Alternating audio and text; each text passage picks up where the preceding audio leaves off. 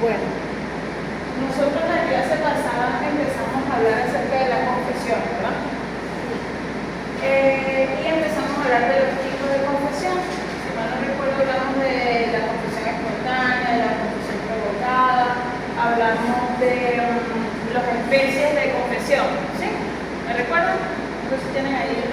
Tú no viste la clase pasada, pero tú sí viniste, ¿verdad? Sí. ¿Hasta dónde más o menos llegamos nosotros en la clase pasada? No, pero no anoté.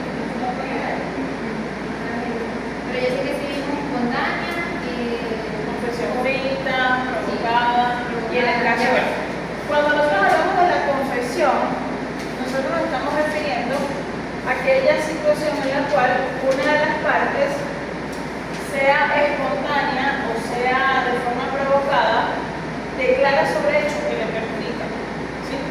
Diga cómo es cierto que usted no está preparada para el examen de derecho penal.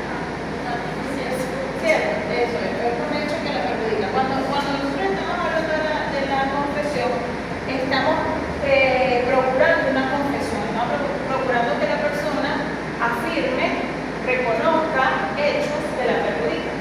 Eso puede suceder de forma espontánea, cuando la persona directamente dice convengo en la demanda, convengo en que no he pagado, convengo en que he cometido un hecho ilícito, convengo en que he incumplido con un contrato. Ese convenimiento la perjudica porque es un reconocimiento de los hechos, ¿sí?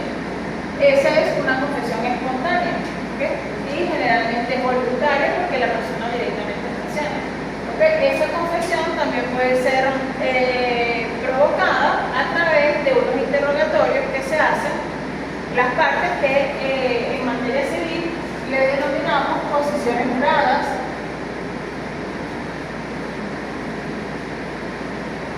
También está el juramento decisorio.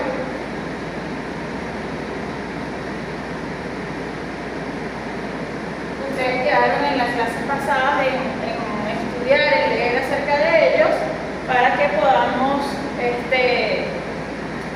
hacer esto más ágil. Sin embargo, pues, bueno, viendo la poquita concurrencia hoy, cuéntenme, ¿leyeron algo al respecto? A ver, allá la compañera.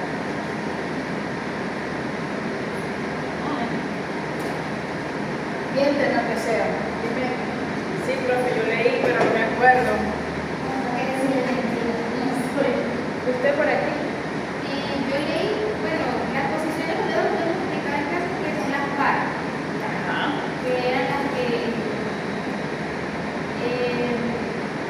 la primera explicaba que eran las partes, y segundo que tampoco eran como un medio de prueba que se está buscando actualmente, porque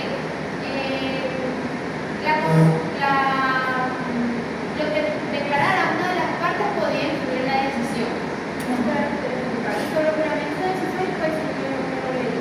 Bueno, fíjense esto, ¿no? Está en materia civil, están estas. Y en otras materias está la declaración de parte. Que usted nos explicaba que creo que en materia de protección se denomina declaración de parte. Declaración de parte, sí. Es un interrogatorio que se hace bajo juramento, en donde lo que la persona declara pues se convierte en una especie de confesión, ¿sí?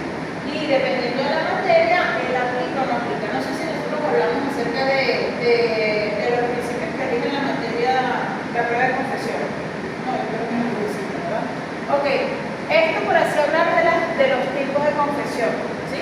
Que se pueden dar, como ya les decía, se pueden dar de forma espontánea, pero también se pueden dar de forma provocada, ¿okay? De forma provocada lo hacemos a través de estos mecanismos en los que se interroga la parte y lo que resulte de ese interrogatorio se convierte en una confesión, ¿okay? Pero para antes de que nosotros vayamos a hablar acerca de estos medios de prueba, vamos a hablar de algunas reglas, ¿sí? O principios que aplican en materia de confesión. El primero de ellos es que la confesión es indivisible. ¿Sí?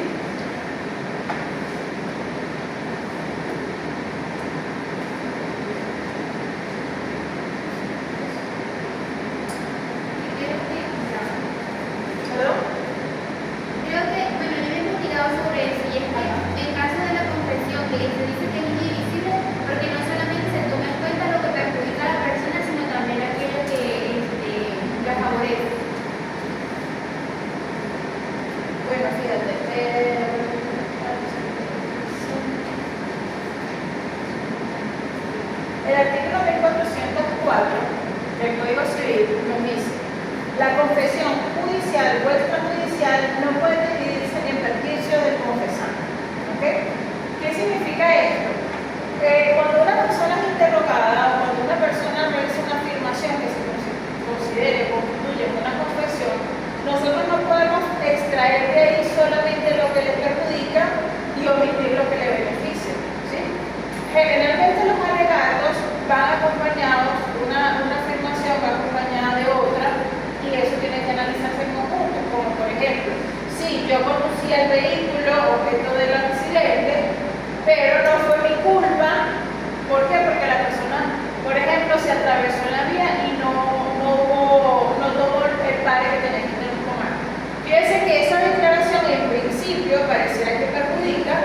¿Por qué? Porque él reconoce si yo iba en el carro que colisionó, pero no fue por mi culpa que colisionamos, sino porque esa persona no se detuvo en el pare y no tuvo la precaución. Entonces, ¿qué pasa? Ese alegato, esa afirmación que ella está haciendo, la que reconoce un hecho, por así decirlo, invierte la carga de la prueba porque le corresponde al otro probar ahora que no fue efectivamente como él dice, que fue por culpa de la gente a quien se está señalando de conductor. No sé si me explico.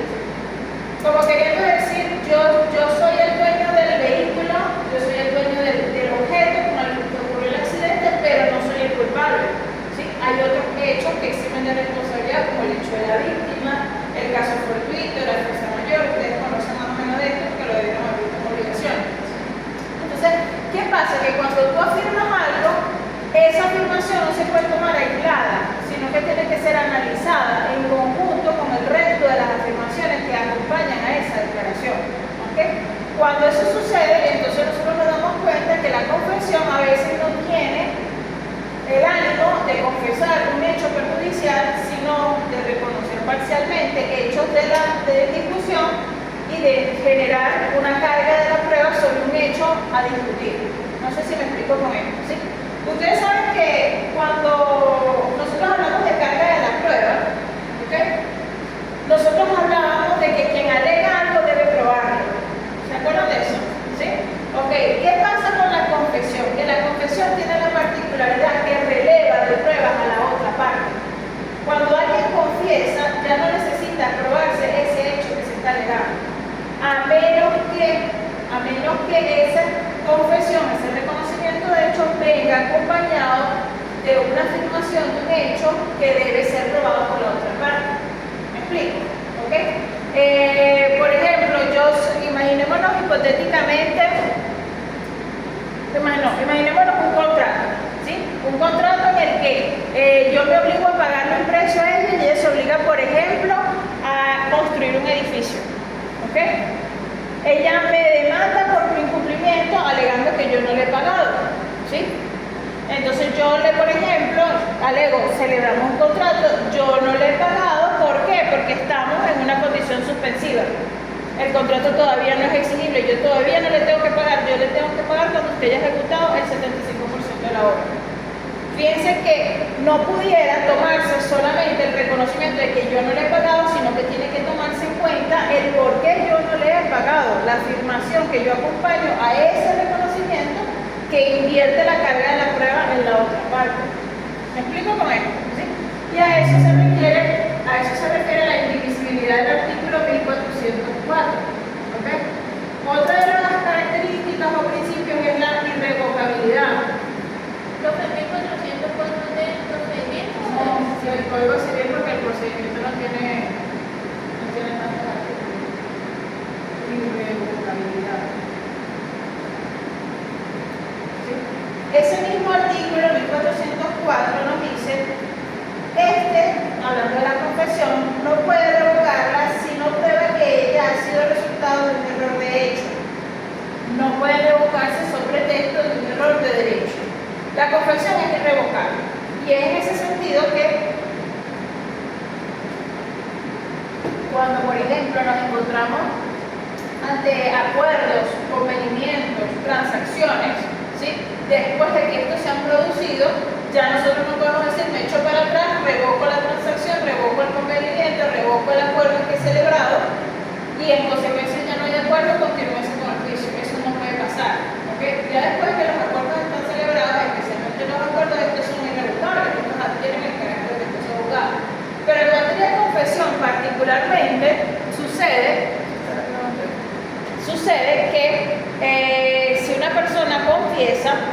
ejemplo, conviene la demanda, por ejemplo, es llamada a ser interrogada y al ser interrogada reconoce hechos que le perjudican, esto es irrevocable, ya no lo puedes echar para atrás. Sin embargo, te dice, salvo que se trate de un error de hecho. ¿Qué pasa? Pues las partes no conocen el derecho, pero no conociendo el derecho no se pueden eximir de cumplirlo, ellas están igualmente obligadas a cumplirlo. Pero un error de hecho, les comento por ejemplo, yo no sé si, yo creo que sí les comenté, en la clase pasada yo les comentaba que yo tuve un caso donde un cliente va a una prueba de posiciones juradas. Yo me converso con él la noche anterior, todos los hechos, repasamos todo lo que posiblemente le iban a preguntar, todo lo que él iba todo lo que íbamos a preguntar a la otra parte, e hicimos como que dice un sondeo de cómo era que iba posiblemente a salir el interrogatorio. Pero este es un señor mayor, muy inteligente, muy lúcido, muy entero, pero un señor mayor muy chapado a la antigua, decir las cosas así, como son, que no sé qué más. Bueno, nosotros nunca le pedimos tampoco que dijera ninguna mentira, ni que fuera a torcer la realidad, pero sí quisimos como repasar con él cómo fueron las cosas, porque ya habían pasado muchos años desde que se dieron los hechos que daban lugar a la demanda. Entonces, bueno, llegamos al interrogatorio y en el interrogatorio la parte lo primero que le pregunta, diga cómo es cierto que usted en tal oportunidad no acompañó tales y cuáles documentos. Obviamente que el señor, que no es abogado, no recuerda, pasó mucho tiempo, eso fue una de las pocas cosas que no repasamos, porque imagínense llevar el detalle de todo lo que se había consignado en documentos, máxime cuando él es abogado, eso se encarga en dado caso el abogado cuando hace una denuncia, cuando hace una demanda, qué documentos se necesitan. Él le suministra los documentos que el abogado le pide y el abogado dice cuáles escoge y cuáles no. Le preguntan, diga que es cierto que usted no consignó tales documentos. Y él dice, si será cierto, yo no los consigné. Yo le hago como una seña, le digo, bueno, vamos a pedir que se reformule la pregunta, ¿qué tal?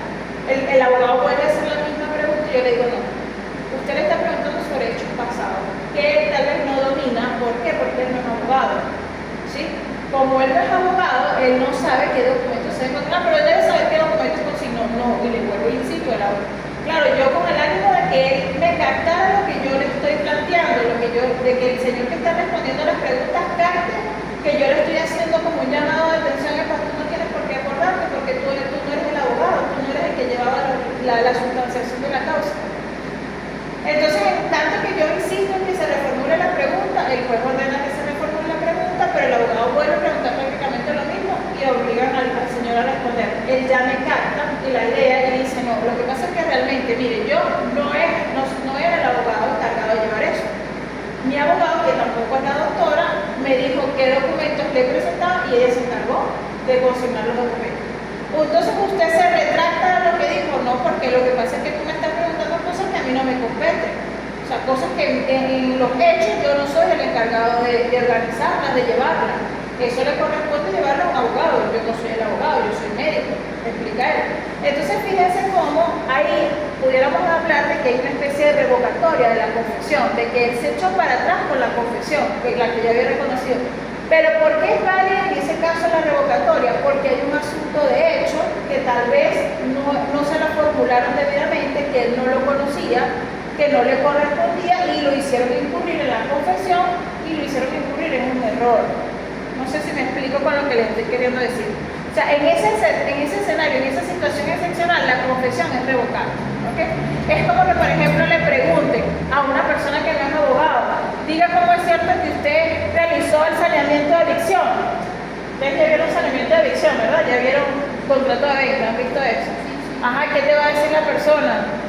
No sé, yo no sé nada. Y ese vacío de ella puede constituir una confesión, porque esa es una de las consecuencias, la evasión constituye una confesión. Entonces, ¿qué es lo que corresponde ahí? Volverle a preguntar. Señor, ¿usted sabe lo que es un saneamiento por evicción? Diga como es cierto que usted sabe. Tocaría volverle a preguntar. Y él diría, no, yo no sé lo que es. En consecuencia, esa persona se retracta, revoca lo que acaba de decir. ¿Sí me explico? Porque ahí hay un error. Ese error probablemente no le va a generar a ella confesión, ¿verdad? Otra de las principios que debe regir es que debe haber capacidad.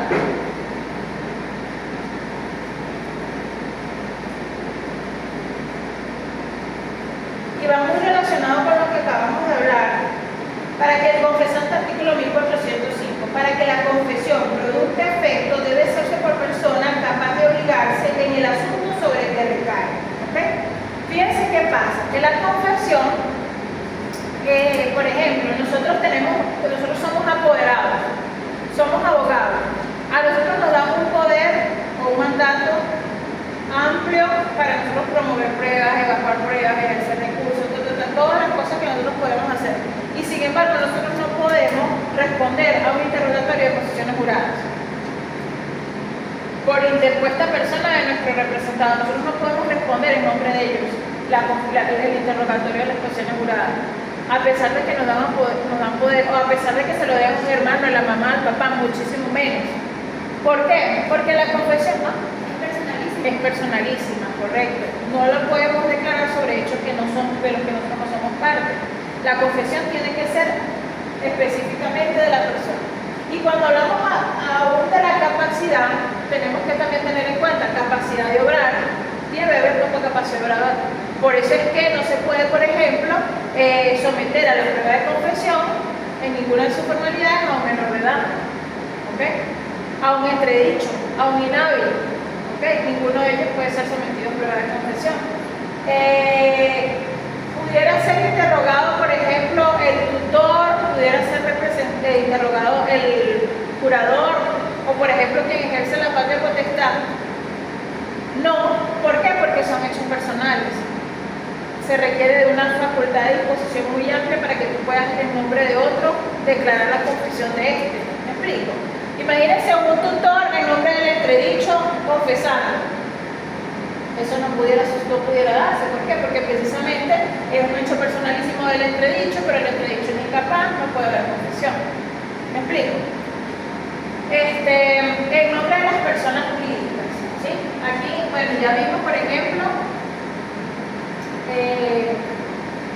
niños, para no decir niños y adolescentes, para no decir menores, ¿verdad? Incapaces, ¿okay? Y tenemos el caso de las personas jurídicas. Las personas jurídicas operan de una forma particular. ¿Cuál es la forma particular? Que las personas jurídicas son una ficción. ¿Saben a lo que me refiero con ficción? Estoy rellamando aquí. ¿No saben lo que es una ficción? ¿Saben lo que es ficción? ¿Qué es ficción? A estas alturas, en cuarto año, que usted no sepa que una persona jurídica es una ficción, es grave, ¿sabe? Es grave.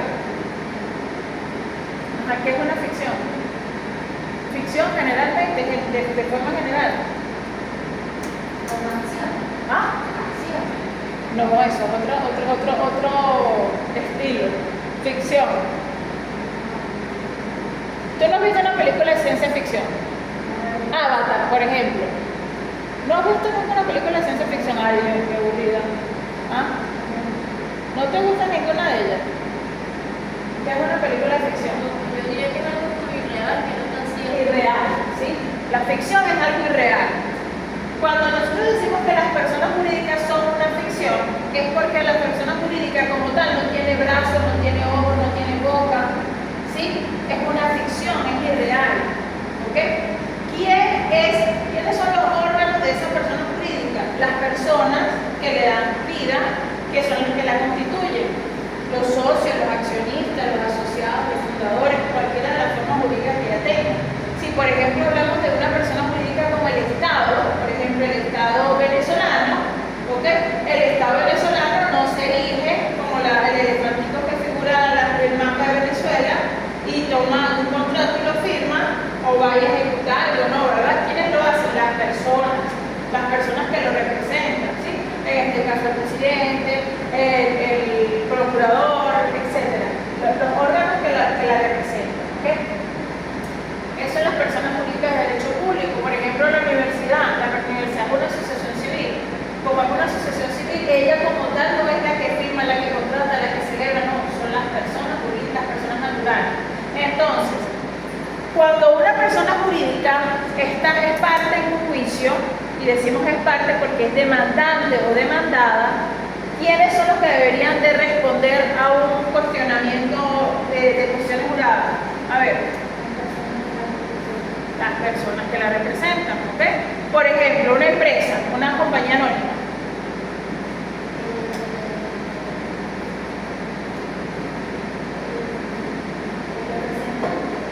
El presidente, el director, gerente, como quiera que se denomine, ¿sí? Ellas son las personas jurídicas, las personas que representan a la persona jurídica. Pero pongamos este ejemplo hipotético. Ustedes saben lo que es Expresos Occidente. ¿Sí? Expresos Occidente es una compañía encargada de transporte de personas a través de autobuses y todo eso. ¿Okay? Un autobús de Expresos Occidente que lleva una cantidad de personas sufre un accidente, se estrella, ¿va? Y ponle tú quedan heridos, lesionados, todo lo que pueda pasar. Estas personas demandan. ¿A quién demandan?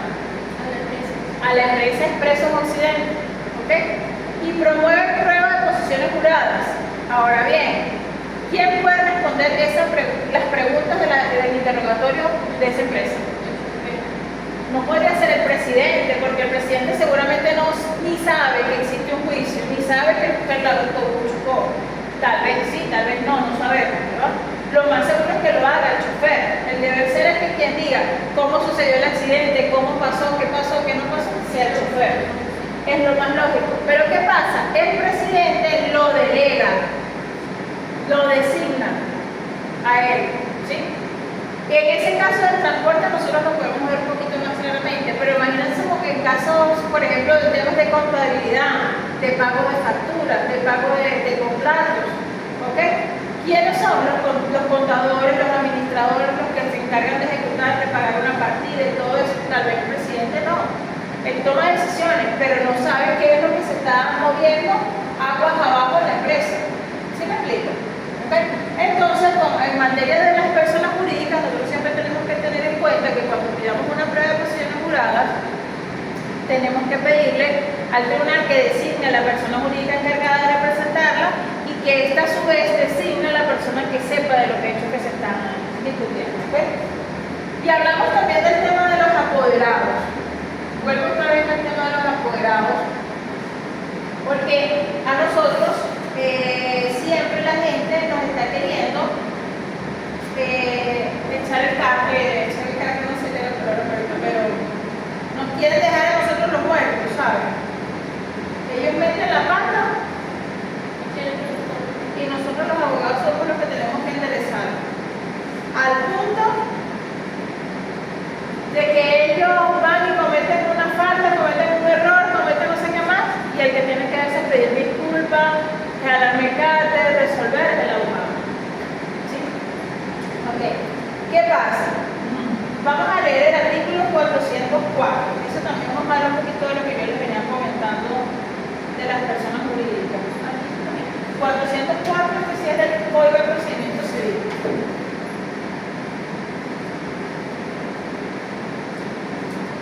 Dice, si la parte fuere una persona jurídica, absolverá las posiciones el representante de la misma según la ley o el estatuto social.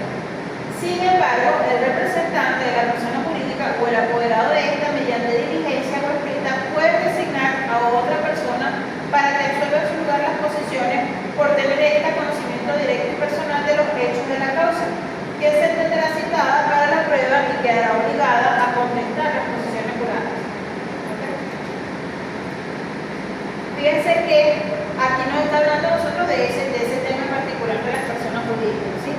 Estoy buscando por aquí el de los apoderados, ya lo voy a decir.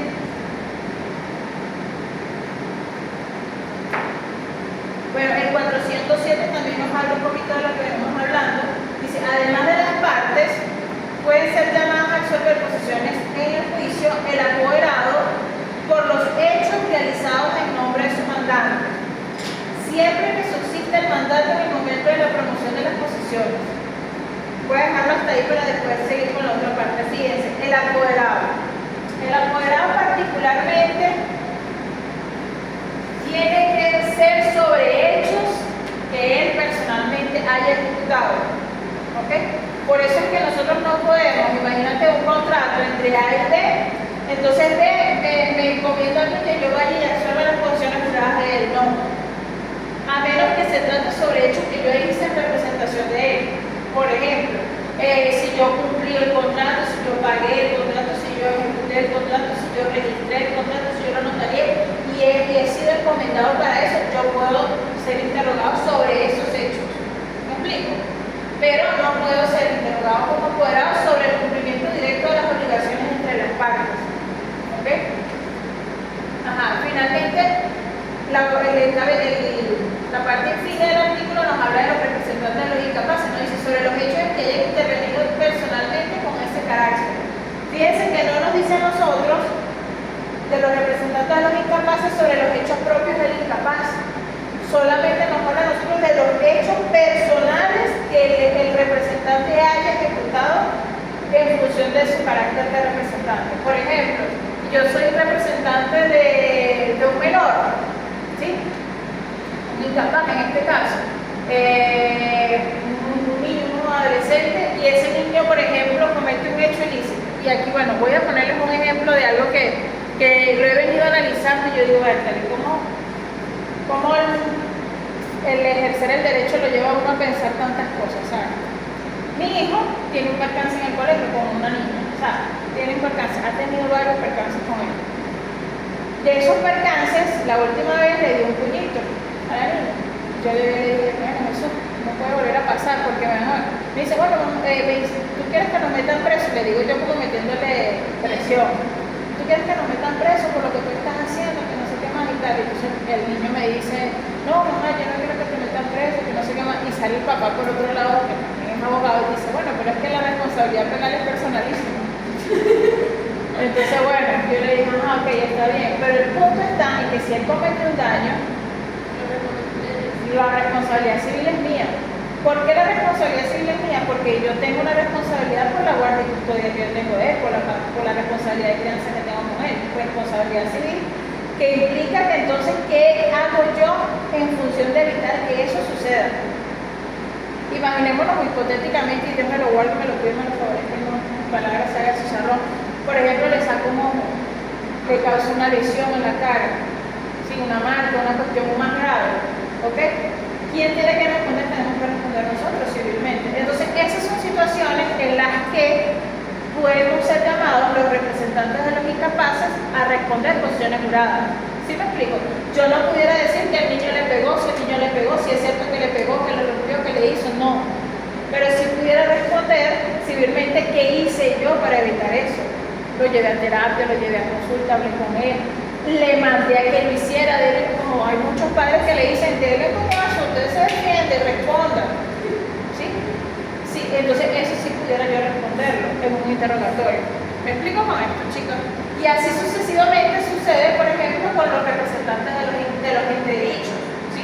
El representante del entredicho va y, por ejemplo, pasa a personas que sufren de problemas mentales, de esquizofrenia y va y le caen a golpes a alguien, le caen a puñaladas. ¿Quién responde?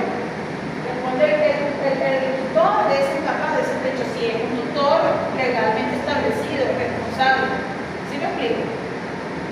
¿Por qué les hago me afinco tanto en este punto? Porque ustedes saben que hay personas que están enfermas, que tienen problemas mentales. Y alguien en el que siempre es el responsable de esa persona, el hijo, el padre, el hermano, el esposo, etc. Pero legalmente responsable, no.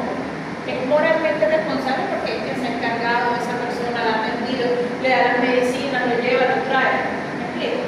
Pero legalmente responsable es quien es el que según una sentencia judicial ha sido designado tutor o protector de ese derecho o curador de ese ámbito. ¿Me explico? Ellos son los verdaderamente responsables. A ellos sí les cabría un interrogatorio de posiciones juradas en una responsabilidad civil sobre qué hicieron para evitar que eso ocurriera.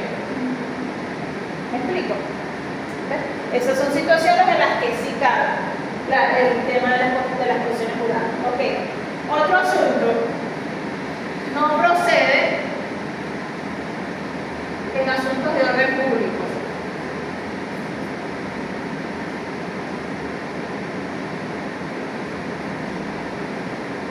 De estas mismas características tenemos que destacar que los asuntos de orden público son aquellos que no son disponibles. ¿Ok? Orden público no disponibles.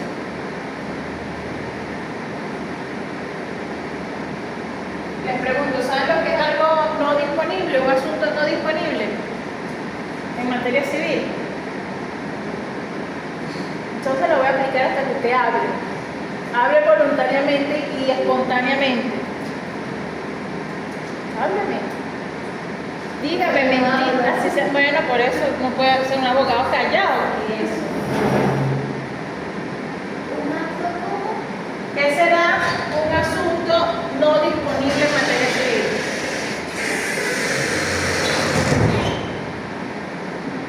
Ay, Dios. No me vuelvas a decir que no sabes, muchacha. Por favor, dime que sea una mentira. Miénteme. Estoy dispuesta a escuchar tu mentira. Que no está como establecido en la ley. Pero no está establecido. Yo diría más bien que si el orden público está muy establecido en la ley. Pero que no está.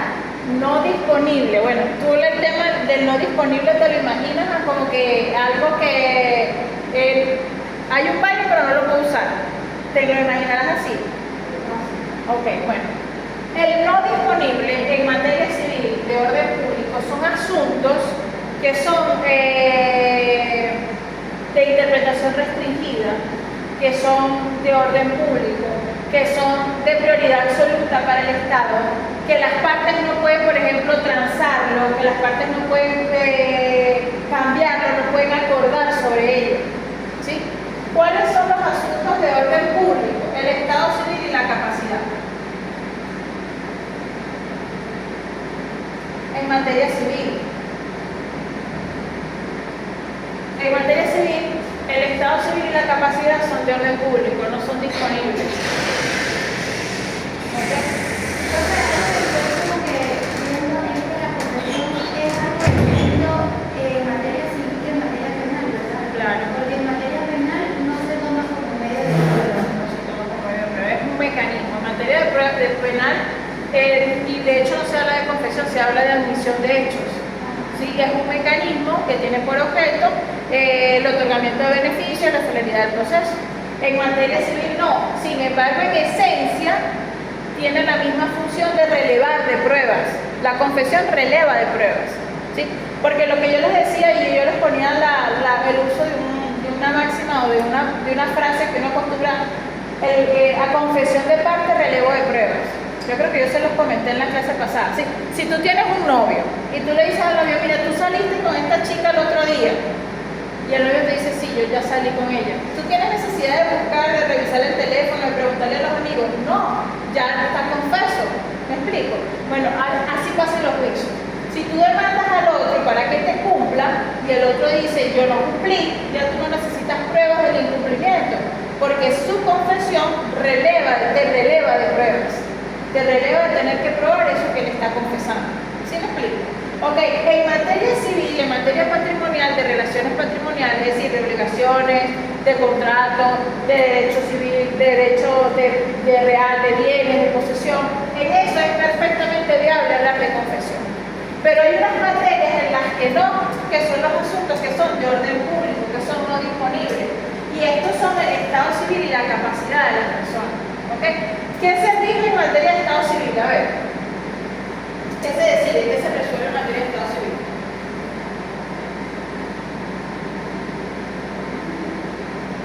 Ya logré que la compañera hable de ahora. Pero la relación del Estado con las personas. El Estado civil, no. El Estado civil es la situación de las personas con el Estado en determinadas circunstancias, ¿sí? Por ejemplo, si eres nacional, si no eres nacional, si eres extranjero, si eres mayor de edad, si eres casado o eres soltero, eso es Estado civil. Capacidad. O sea que el Estado civil es como que el Estado que se encuentra la persona, en el sentido de que si es casado, si es soltero. Si es divorciado, si es viudo, esos asuntos son de orden público. Bueno, en realidad ordenamiento jurídico reconoce solamente soltero y casado, ¿sí? Por sistemas, por temas administrativos, ahora se reconoce también el viudo, ¿ok? Que la cédula te permite sacar la cédula de viudo, ¿ok? Y el concubinato no es un estado civil. ¿Por qué? Porque el concubinato es una situación de hecho. Como es una situación de hecho, no se constituye un... Y el divorciado como tal tampoco constituye un estado civil. ¿Sí? ¿Por qué no constituye un estado civil? Porque simplemente lo que tú eres es soltero, nuevamente, y estás disponible a la posibilidad de adquirir matrimonio. ¿Okay? La condición de divorciado no te impide volverte a casar con esa misma persona. La condición de divorciado no limita de ninguna forma tus relaciones con esa o con otras personas. ¿Sí me explico? Ok, entonces la ley de verdad reconoce solamente el estado civil de soltero y de casado. ¿Ok? Administrativamente ahora vemos que se incluye el viudo y creo que también se incluye el divorciado, administrativamente. Pero la realidad es que es un estado civil de soltero, en ambos casos. ¿Ok? ¿Qué es lo que les quiero decir? El estado civil, porque ustedes saben qué juicios se tramitan en el estado civil. No, les voy a dar algunos juicios de estado civil. Algunos juicios de estado civil son el primero y el más común, el divorcio. ¿Sí? Si estamos casados, solamente por la intervención de un juez es que podemos estar divorciados. Ese es un juicio de estado civil. ¿Okay? Otro juicio, la nulidad de matrimonio. Estos son juicios De estado civil. La nulidad del matrimonio también es un juicio de estado civil. ¿Ok? La impugnación o inquisición de paternidad o maternidad. ¿Sí? Impugnación o inquisición. ¿Saben lo que son las acciones? Ustedes todavía no han visto familia, las van a ver en quinto año. ¿Por qué interesa esto? Porque eso es estado civil. Es la relación tuya con tus padres en un estado civil. Como decir El estado civil de hijo, el estado civil de padre, eso es un estado civil. Pero no es un estado civil frente a lo que estamos normalmente acostumbrados. Es un estado civil de familia. Siempre esta relación de cómo nosotros nos ubicamos dentro de la familia. Dentro de la familia nosotros nos ubicamos en la condición de padre, de madre, de hijo. ¿Ok? Y esa condición, ese vínculo parental se puede impugnar o se puede pedir su reconocimiento, se puede pedir que se establezca. ¿Ok? Y esas en consecuencia son acciones de Estado. ¿Me explico? Entonces, impugnación o qué? O inquisición de paternidad o de maternidad. Impugnación o inquisición. Y yo lo que les quiero decir es que se establecen vínculos de Estado. ¿Ok? Familiar en este caso, un Estado familiar. ¿Sí? Ok, luego tenemos también de Estado civil, la acción mero declarativa de concubinato. La acción mero declarativa de concubinato, porque si bien es cierto, el concubinato es una situación de hecho, no es un estado civil, ¿ok? Si nosotros hemos terminado la relación, necesitamos, para que se produzcan efectos que se derivan del concubinato, que se establezca que existió la relación concubinaria. ¿Me explico con esto? ¿Sí o no? Bueno, imagínense esto. Yo tengo 10 años viviendo con Fran. Ustedes conocen al profesor Fran. 10 años viviendo con el profesor Fran. Tenemos un hijo, hemos comprado cosas, todo esto. Y bueno, y el día de mañana uno de nosotros dice, ya no quiero más nada. Me voy. Se acabó la relación. Epa, pero vamos a partir mitad y mitad lo que hicimos, ¿sabes? La casa, los carros, esto, mitad para usted, mitad para mí. No, todo está a nombre mío, todo es mío. Imagínense hipotéticamente que pase eso. Entonces, ¿qué pasa yo? ¿Cómo puedo entrar a recibir los efectos económicos de esa relación concubinaria? Tengo que lograr el establecimiento de esa relación concubinaria para yo poder obtener los efectos económicos. ¿Me explico con esto? ¿Sí? ¿Cómo yo logro esto? Yo demando un juicio de mero declarativo de concubinato, que se establezca que la relación inició en tal fecha, duró tanta fecha y terminó en tal fecha. ¿Para qué? Para que los bienes que se hayan adquirido durante este tiempo de relación sean parte de una comunidad concubinal y yo tenga derecho a pedir la partición y liquidación de esos bienes. ¿Cómo que se llama eso? Axiómero declarativo de concubinato. Aquí es comunidad concubinaria y cuando es matrimonio es comunidad De ganancia, correcto. O conyugal, también se puede decir. ¿Ok? Entonces, fíjense, en estos juicios no puede haber confesión. Puede ser muy bonito, muy fácil. Vamos a un divorcio, yo confieso que sí, yo fui adúltero, yo fui infiel, yo abandoné el hogar y se declara conyugal el matrimonio. Pero no funciona así. El Estado dice que estas son materias indisponibles, como son materias indisponibles no puede haber confesión. Dirán ustedes, ay, profe, pero yo sé que los divorcios se pueden llevar de mutuo acuerdo. Tú puedes llevarlo de mutuo acuerdo. Nos podemos poner de acuerdo y decir, estamos en una situación de ruptura prolongada, del vínculo común, del matrimonio, de la situación matrimonial y pedimos el divorcio. Eso lo podemos hacer de mutuo acuerdo. Pero si yo demando al otro, el otro no puede confesar, ni se puede tener por confeso, porque es una materia de orden público, y que es la familia. ese de comunidad, o sea, está bien, no pueden confesar, pero ¿qué sería una confesión que se le pueda pedir a ellos? No sé si Sí, por ejemplo, mira, antes los divorcios eran muy complejos. ¿Por qué? Porque había gente que, por ejemplo, tenía 20 años separada, ¿sí? 20 años separada, cada quien por su lado, y yo llegaba y demandaba al cónyuge. ¿Y qué más quería el cónyuge que venir y decir, si yo confieso, termine ya, listo, rapidito, que yo no quiero saber más nada de esta mujer? Era como que dice, oye, sí, sería lo ideal, pero como es una materia de orden público, no puede venir él a decir eso, y hay que tramitar todo el juicio con sus actos conciliatorios, promover las pruebas, ordenar la votación de pruebas y esperar la sentencia. ¿Sí? Aunque el otro nunca hubiese venido a decir nada porque simplemente lo que quiere es que salga el divorcio y listo. Antes, ahora hay unos procedimientos mucho más expeditos, mucho más breves, creados por la jurisprudencia, ni siquiera por los legisladores, sino por la jurisprudencia, que son muy rápidos, y tú vienes y no dices nada y listo, se acabó el matrimonio. ¿Okay? En consecuencia, esos juicios de divorcio contenciosos que están en el Código de Procedimiento Civil han quedado en desuso. Yo esto ya le preguntaba a una amiga cuántos divorcios entran contenciosos, me dice, en todo el año entra uno. Ya antes entraban 10 diarios. 10 diarios, ¿no? Que se llaman nosotros. Ahora entra uno al año. ¿Por qué? Porque todo el mundo se va por el desafecto, rapidito, en 15, 20 días ya tienen un divorcio. ¿Me explico? ¿Qué pasa? Que como es un asunto de orden público, ¿por qué es un asunto de orden público? Y cabría preguntarnos por qué es un asunto de orden público, porque es un asunto de familia, ¿sí? De relaciones familiares, y el Estado siempre tiende a proteger la relación familiar, asegurar que la relación más familiar no se desintegre, ni se disponga, ni se pueda transar sobre ella. Imaginémonos en materia de divorcio o de nulidad de matrimonio, tal vez lo vemos un poquito menos, pero en materia de impugnación e inquisición de paternidad, imagínense un padre que demanda a un hijo alegando que no es su hijo, y el hijo por orgullo dice, no, yo no soy, yo confieso que yo no soy su hijo y yo quiero que me quiten el apellido.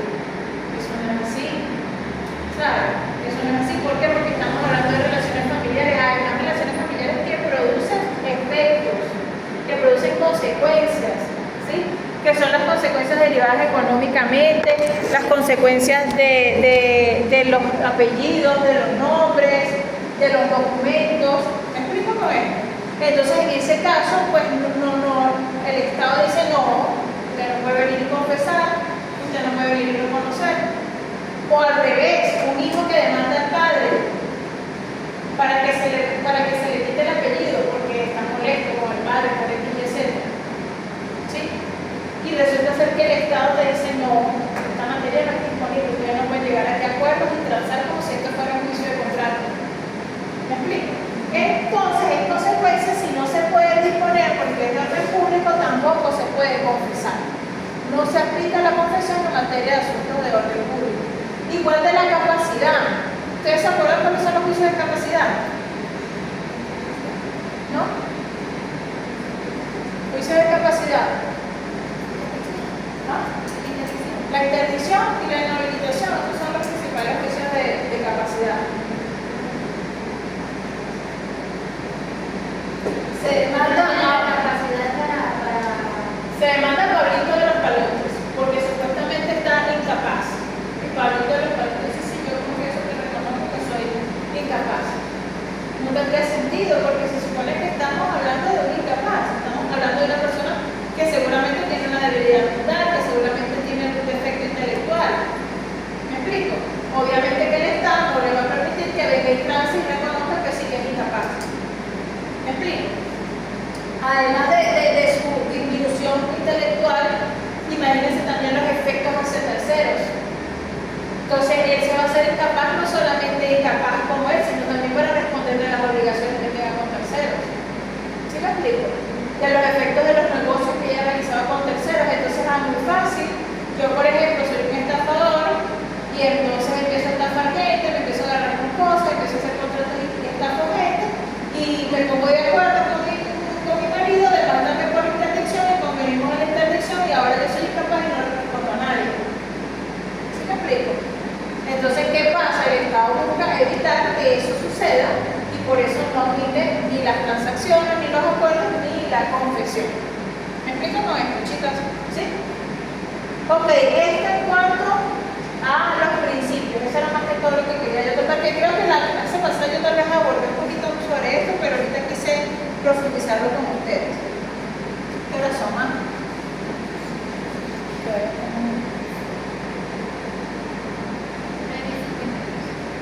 Ok, nosotros empezamos a hablar acerca de las especies de confesión, ¿sí? Y en esas especies de confesión yo les hablaba de las judiciales y las extrajudiciales. Creo que lo dije en la clase pasada. ¿Sí, verdad?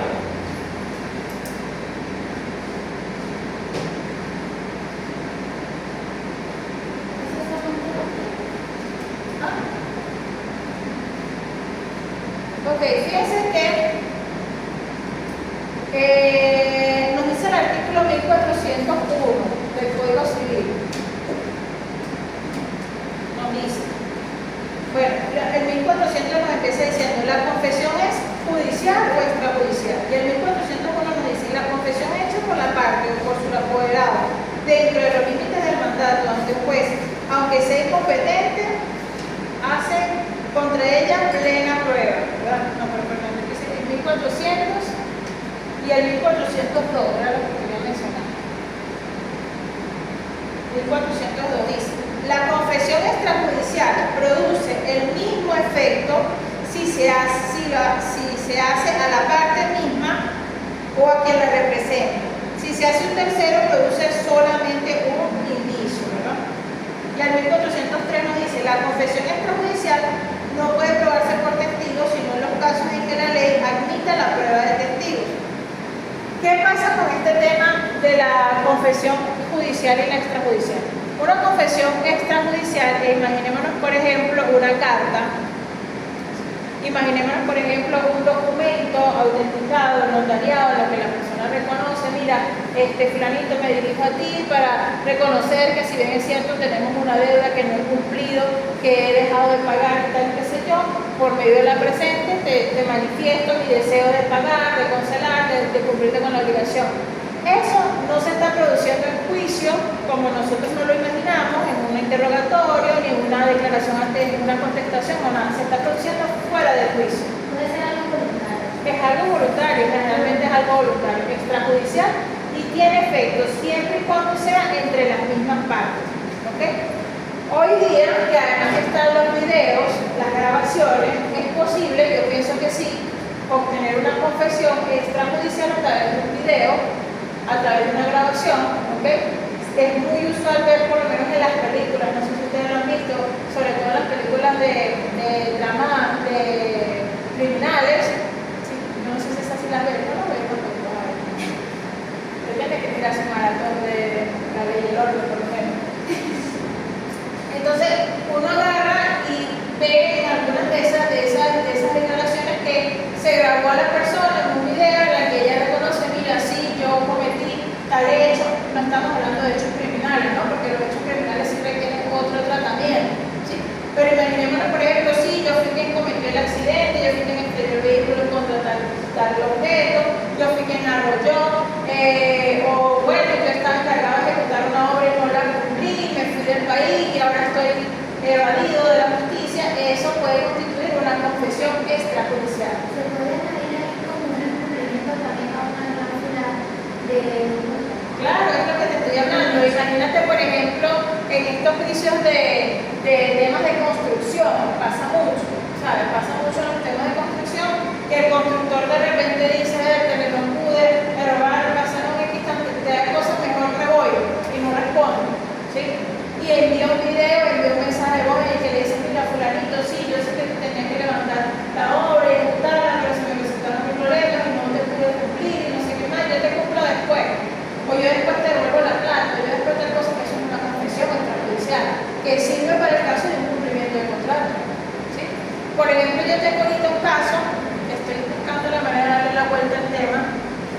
Hay una azotea de un edificio, el propietario de esa azotea construyó unos locales, construyó unas oficinas y como ocasión a las lluvias se han deteriorado, y el agua está cayendo directamente sobre la placa y filtra hacia el inmueble de abajo. Yo tengo el título de propiedad, que eso genera una responsabilidad objetiva, y tengo un mensaje de voz que él le mandó a mi cliente, en el que le dice, mira señora fulana, yo no tengo plata con que responderle. Vamos a esperar que la alcaldía tumbe eso y se encargue de reparar eso, porque yo no tengo plata con que responderle. ¿Qué es eso? Eso es una confesión. Es una confesión extrajudicial que él está dando de que él tiene una responsabilidad sobre el caso y que no la ha ejecutado, que no ha llevado a cabo los medios para poder resolver el asunto.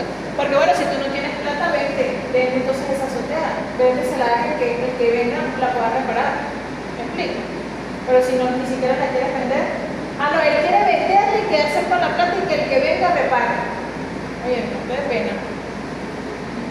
No sé si me explico con lo que le estoy queriendo analizar. ¿Okay? Bueno, esta sería extrajudicial, estaríamos hablando de los extrajudiciales. Y las judiciales sí entrarían todos los que nosotros hemos analizado: la confesión ficta, la confesión espontánea, las cuestiones juradas, el juramento decisorio. ¿Me siguen todos aquí, verdad? Ok, vamos a empezar a estudiar las posiciones juradas. ¿Ok? Con las posiciones juradas, yo quiero que ustedes vean que estamos hablando de un interrogatorio entre las partes, específicamente entre las partes. Yo la clase pasada hicimos una semejanza, una semblanza de lo que puede pasar en un juicio de posiciones juradas, pero quiero que tomen en cuenta esto. Cuando nosotros vamos a analizar todos los medios de prueba que vamos a analizar, siempre, todos los medios de prueba que nosotros vamos a analizar, nosotros vamos a analizar primero su promoción, segundo su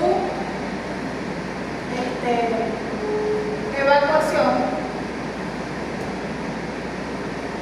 tercero su valoración y lo vamos a comparar. Eso es que de la confesión. No, de todos los medios de prueba que nosotros vamos a estudiar de aquí en adelante. un medio con el otro. Por lo menos, sí. Nosotros empezamos ahorita con las posiciones juradas, con confesión, posiciones juradas, juramento decisorio, después debemos seguir con testigos, después vamos a hacer inspección, después todo eso. Pero siempre nosotros tenemos que comparar el medio de prueba que estamos estudiando con los demás, con todos los demás que podamos. ¿Ok? Tal vez en este punto no tenemos otro medio con que comparar porque estamos hablando de confesión y hay diversidad. Pero siempre tenemos que hacer comparaciones para que nosotros encontremos los puntos de diferencia. ¿Ok? Porque la confesión, y en particular las posiciones juradas, tienden a confundirse con la prueba de testigos. Ustedes tal vez lo van a confundir o van a querer confundirlo con la prueba de testigos, pero no son iguales. ¿Por qué no son iguales? Porque las posiciones juradas son declaraciones de parte, son solamente las partes. En cambio, cuando hablamos de testigos, estamos hablando de terceros, que son ajenos al proceso, que no deben tener interés. Como estamos hablando de partes, lo que declaran las partes las perjudica o las beneficia. ¿Ok? Para que hablemos de confesión tiene que haber un perjuicio. En lo que tú declaras te perjudica. ¿Me siguen con esto? ¿Sí? Y hay diversos mecanismos en la confesión. Puede ser espontánea, puede ser tácita o puede ser provocada. En los testigos es solamente interrogatorio. Los testigos solamente se interrogan, ellos declaran, lo que ellos declaran no los perjudica ni los favorece. Ellos no deben tener interés en la causa, deben ser partes terceras ajenas al proceso. Yo creo que de ahí derivaría una de las principales diferencias de importancia. Por decirlo, en confesión es como dígalo claro, me parece muy bien. En la confesión es la parte, la que declara sobre algo que le perjudica, que le interesa, ella tiene interés en lo que está declarando, ¿sí? Sin embargo, este tercero es como, o sea, él no tiene nada. Él no debe tener interés. Si él tiene algún tipo de interés, eso lo inhabilita como testigo. Él declara sobre hechos que conoce, que ha estado presente, que ha presenciado, pero no porque le interesen, sino porque circunstancialmente tuvo que estar presente, porque era un vecino, porque era un pasante, porque era X, porque estaba ahí, porque iba pasando por el lugar y vio lo que pasaba, pero no porque le interese. ¿Sí me explico? Las posiciones juradas,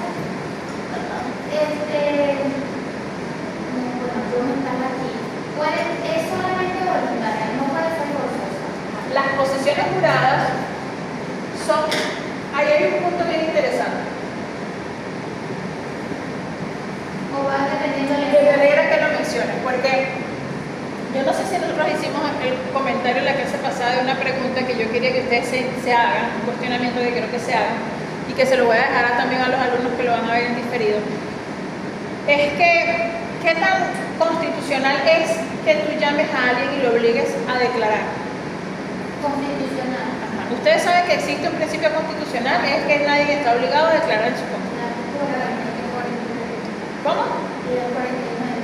En el debido proceso que está en el artículo 49. Nadie está obligado a declarar en su contra, ni en contra de su cónyuge, ni en contra de su ascendiente, ni en contra de su descendiente. ¿Sí? Nadie está obligado a declarar en contra suyo o de cualquiera de estos integrantes de su familia. Ok, eso es un principio del debido proceso, una de las garantías del debido proceso. Ahora bien, en las posiciones juradas, tú eres obligado a venir a declarar. Y tienes que declarar bajo juramento y tienes que decir la verdad. No constituye eso una forma de obligarte a declarar incluso en tu contra. ¿Sí? No, hagámoslo ese cuestionamiento, investiguen, lo analicen, ¿sí? Para que cuando volvamos en enero volvamos con esa pregunta respondida. Investiguen. La pregunta sería, Ajá. ¿Es constitucional? ¿Son constitucionales las posiciones juradas? Conforme al artículo 49 del debido proceso y de que nadie está obligado a declarar en su contra. La posibilidad. Incluso el juramento accesorio, que también es una forma sería de... algo contradictorio, ¿verdad? Porque si en el debido proceso no se puede juramentar, o no está obligado a juramentar, y aquí sí se tiene que Bueno, juramentar. fíjense, el artículo 403 nos dice: quien sea parte en el juicio estará obligado a contestar bajo juramento las posiciones que le haga la parte contraria sobre hechos pertinentes de que tenga conocimiento personal. Fíjense, ¿sí? Está obligado a contestar. Tanto es así que cuando usted es citado y usted es constreñido y usted se presenta ante el tribunal a responder, usted no se puede quedar callado, porque su evasiva a responder constituye una confesión. Si usted se niega, no, que no voy a responder, que eso constituye una confesión, y lo vamos a estudiar más adelante cuando veamos. Porque puede ser a favor de la otra parte. A favor de la otra parte, es un reconocimiento. Entonces nos preguntamos, ¿me está obligando a declarar en mi contra? ¿Sí? Pudiera caber ahí la posibilidad de decir, me acojo al precepto constitucional y no voy a declarar, porque no quiero, porque es que si tú dices una mentira, estás incurriendo en perjurio, que es un delito. Decir mentira bajo juramento ante un funcionario público es el delito de perjurio. Profe, y si la persona no puede juramentar por Tema religioso. Ajá. Ahí también cabría invocar, cabría decir, bueno, ¿y dónde está la libertad de culto? Porque tiene que prestar juramento. La ley te dice tienes que prestar juramento, y yo diría, bueno, y si yo soy testigo de Jehová y por mi religión no quiero prestar juramento, no puedo, no debo prestar juramento por mi religión y por mi creencia. ¿Dónde está mi libertad de culto? ¿Okay? Pero ese sería otro ingrediente más a este cuestionamiento que yo les estoy haciendo. O sea, yo lo que quiero es que investiguen, que lean. No les voy a decir desde ahorita qué es lo que yo pienso, porque no quiero intervenir en su juicio, quiero que ustedes lo investiguen y lo lean, ¿verdad? Ok, cuando nosotros vamos a la promoción de las posiciones juradas, nos hacemos varias preguntas, siempre nos vamos a hacer estas preguntas. Esto queda para todos los medios. ¿Cuándo y cómo? ¿Ok? Eso sería en el tiempo, ¿no? Ajá. qué oportunidad? ¿Qué creen ustedes?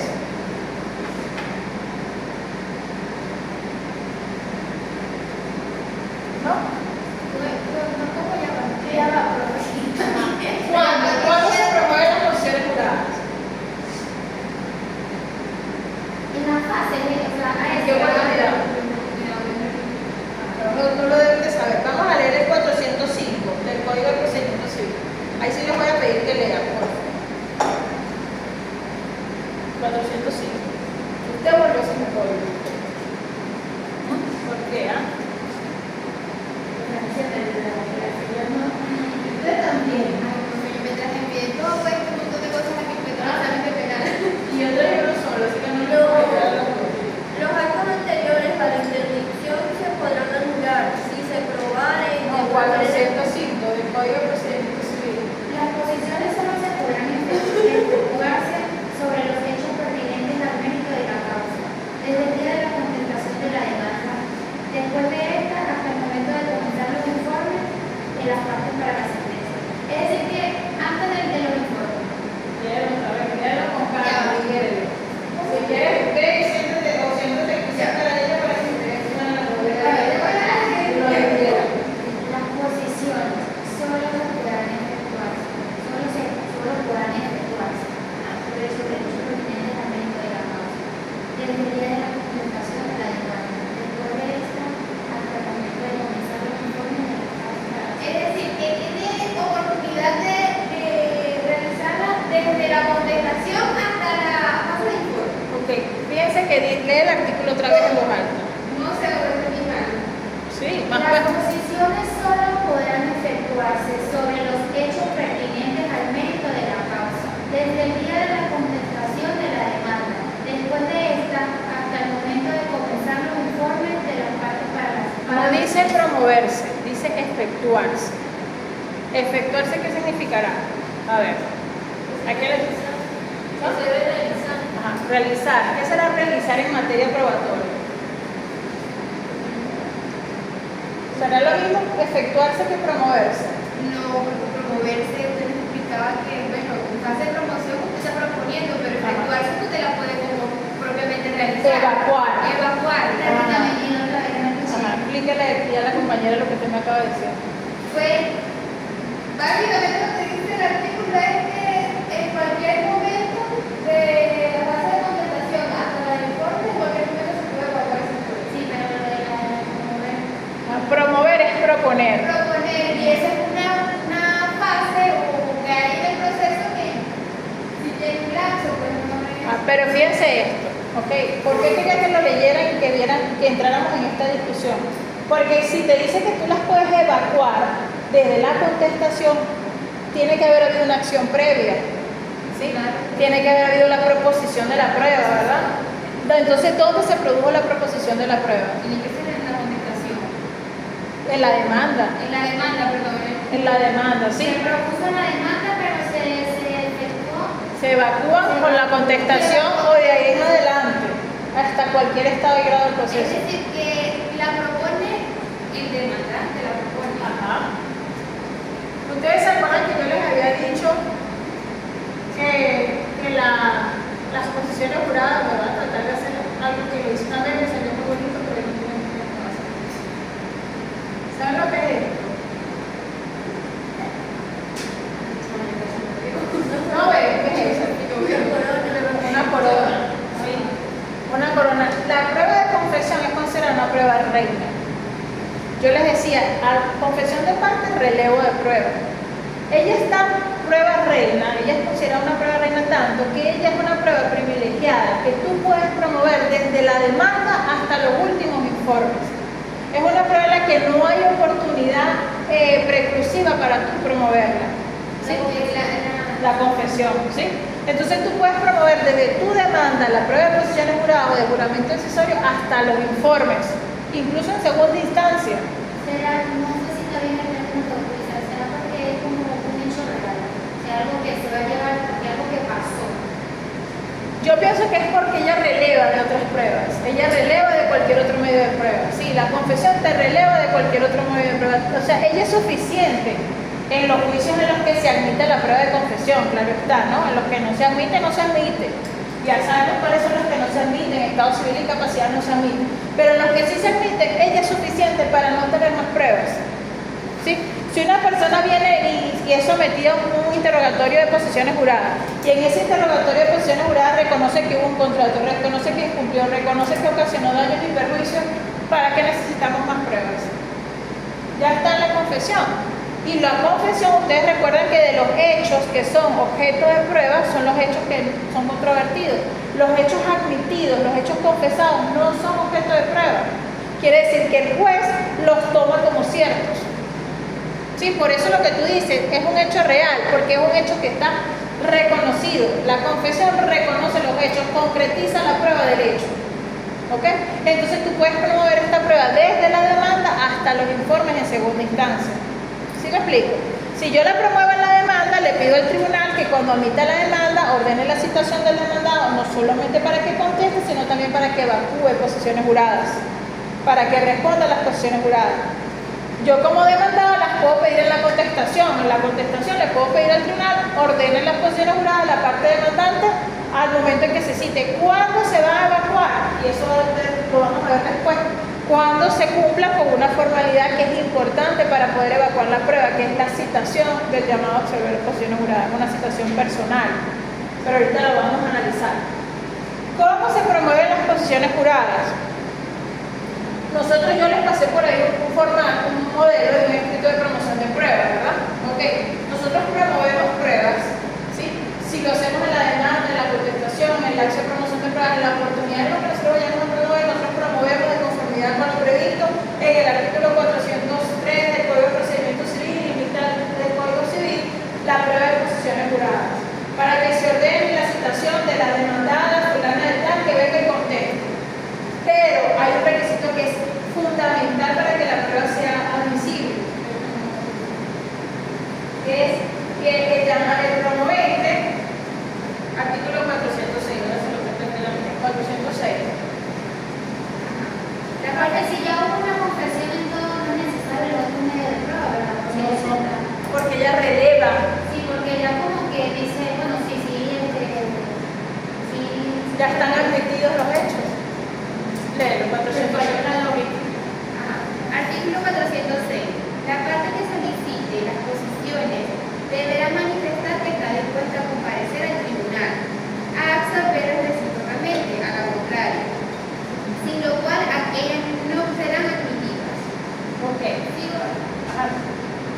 Acordadas las posiciones solicitadas por una de las partes, el tribunal fijará en el mismo auto la oportunidad en que el solicitante debe absolverlas a la otra, considerándosele un derecho para el acto por la petición de la prueba.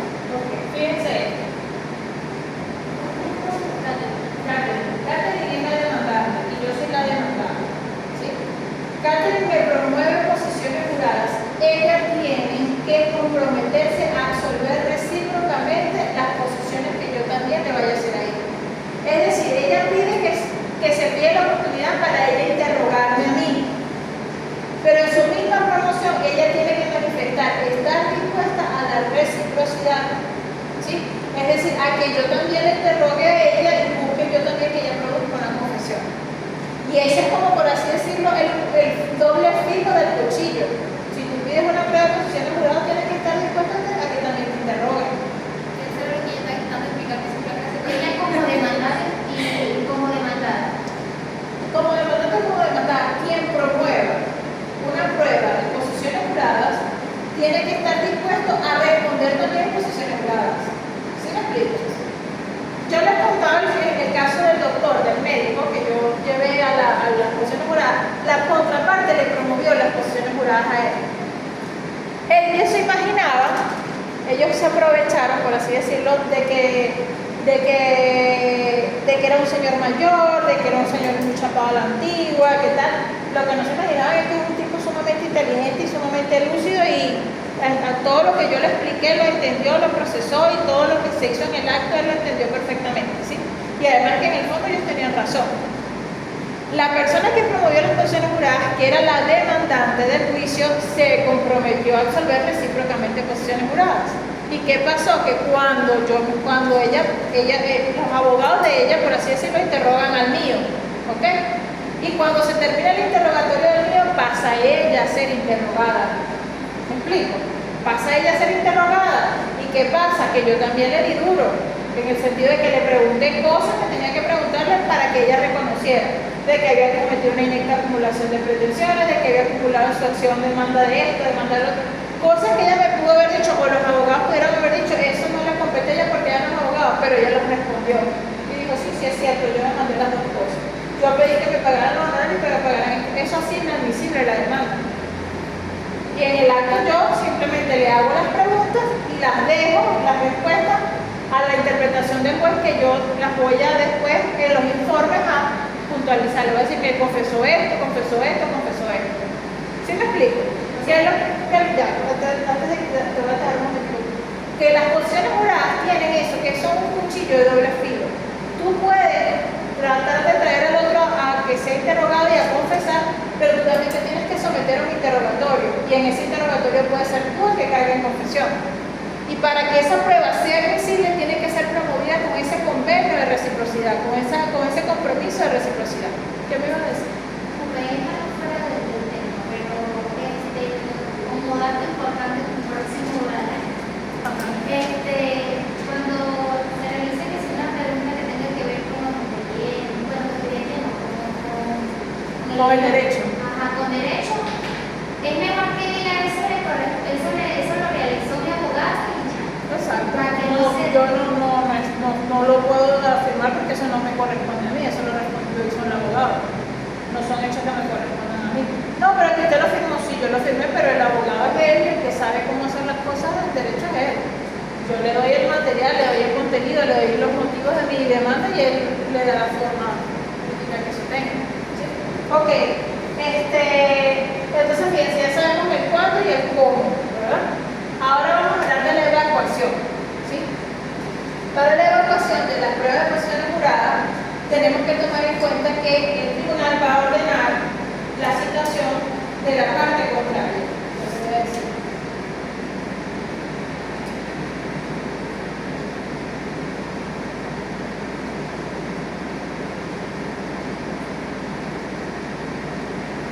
Artículo 416.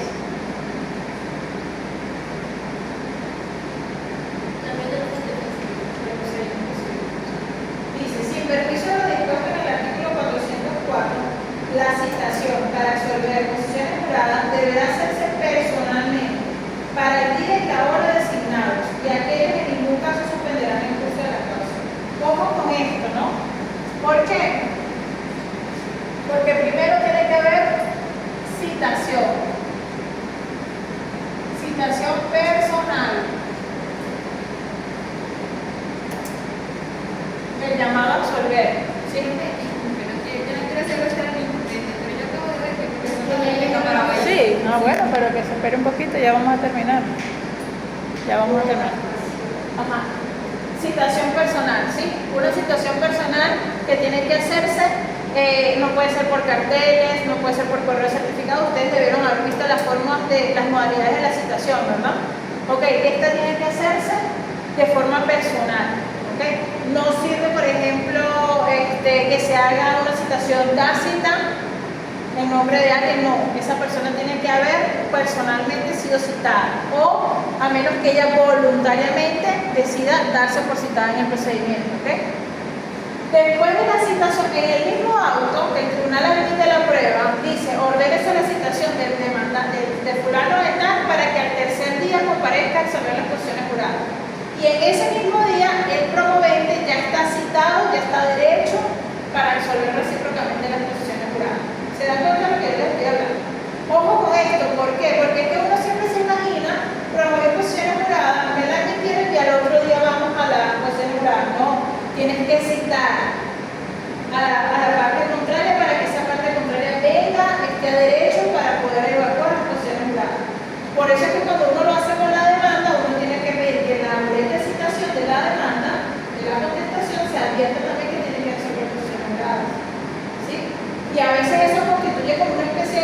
cita porque tú estás confiado en los 20 días de la contestación y si no te fijaste que también está citado para resolver posiciones juzgadas, te las están. ¿Me explico? Bueno, vamos a dejar hasta aquí, hasta la citación. Ojo, por favor, vamos a marcar por ahí hasta dónde llegamos, ¿sí? No sé si alguien tiene por ahí una servilletica, algo.